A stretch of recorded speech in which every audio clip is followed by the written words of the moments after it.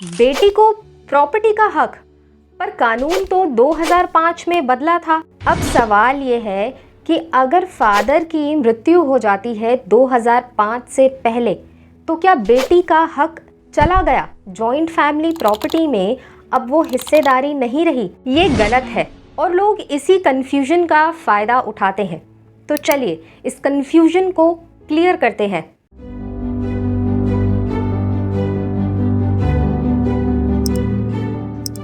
Hindu succession act में 2005 में एक अमेंडमेंट आया और ये लिखा गया कि डॉटर शैल बी अ को पार्टनर सेम एज सन, मतलब कि अब बेटी भी बेटे के बराबर की हिस्सेदार है जॉइंट फैमिली प्रॉपर्टी में। इससे पहले जॉइंट फैमिली प्रॉपर्टी में सिर्फ बेटे ही को पार्टनर होते थे, यानी हिस्सेदार होते थे जॉइंट फैमिली प्रॉपर्टी में।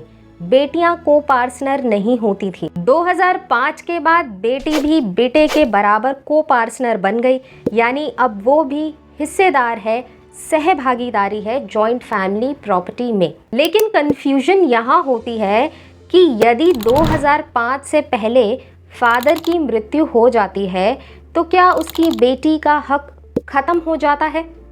अब देखो, ये जो बात है ये अपने आप में ही इनकम्प्लीट है, अधूरी है। सुप्रीम कोर्ट ने विनीता शर्मा वर्सेस राकेश शर्मा 2020 का ये केस है।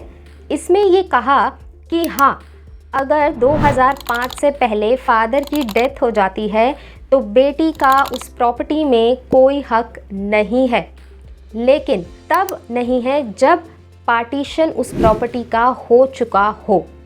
अब ये बात होती है पूरी। लेकिन अगर प्रॉपर्टी का पार्टीशन 2005 के बाद तक भी नहीं हुआ या पार्टीशन पेंडिंग है किसी कोर्ट में, तो वो बेटी पूरा हक मांग सकती है आज की डेट में उस प्रॉपर्टी में, फिर चाहे पिता की मृत्यु पहले ही हो चुकी हो। कोर्ट ने बोला right of daughter is absolute, बस पार्टीशन 2005 के बाद होना चाहिए। इससे फादर की मृत्यु का कोई लेना देना नहीं है। तो ये सारा मुद्दा पार्टीशन का है। अगर पार्टीशन 2005 से पहले हो चुका है तो 2005 के बाद डॉटर्स पार्टीशन नहीं करवा सकती हैं। ऐसे तो पास्ट के जितने भी पार्टीशंस हैं वो रीओपन होने लगेंगे। तो चलिए इन सब पॉइंट्स को समझते हैं एग्जाम्पल्स के through for a better clarity. देखो, एक फैमिली होती है जिसमें एक होता है फादर, मदर और इन दोनों के होते हैं 3 बेटे और 2 बेटियां। अब इस फैमिली के साथ 3 सिचुएशन हो सकती हैं। पहली सिचुएशन को समझते हैं। अब मान लो कि 2002 में फैमिली ने डिसाइड किया प्रॉपर्टी को डिवाइड करने का। फादर ने प्रॉपर्टी का पार्टीशन कर दिया और बेटों को अपना अपना हिस्सा दे दिया। अब उस टाइम में जो बेटियां होती थीं वो समान उत्तराधिकारी नहीं होती थी, इसलिए बेटियों को नहीं मिला। इस सिचुएशन का रिजल्ट ये निकल कर आता है कि दोनों बेटियों को कोई हिस्सा नहीं मिलेगा, क्योंकि पार्टीशन 2005 से पहले हो चुका था। अब सेकेंड सिचुएशन में ये मान लो कि 2002 में फादर की डेथ हो गई और उस वक्त तक प्रॉपर्टी जॉइंट थी, पार्टीशन नहीं हुआ था।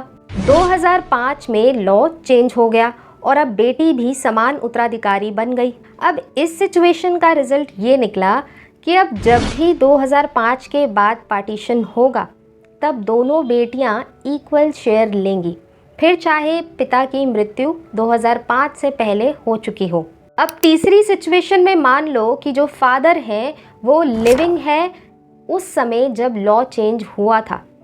अब ऑटोमेटिकली जो डॉटर्स हैं वो को पार्टनर बन गई। रिजल्ट इस तीसरी सिचुएशन का ये हुआ कि अब पार्टीशन कभी भी हो, जो बेटियां हैं उनका पार्टीशन में जो राइट है वो कंफर्म है। तो ये मत सोचना कि 2005 से पहले अगर फादर की डेथ हो गई तो बेटियों का हक चला गया। नहीं, प्रॉपर्टी अगर डिवाइड नहीं हुई है तो बेटियां आज भी शेयर होल्डर है उस प्रॉपर्टी में।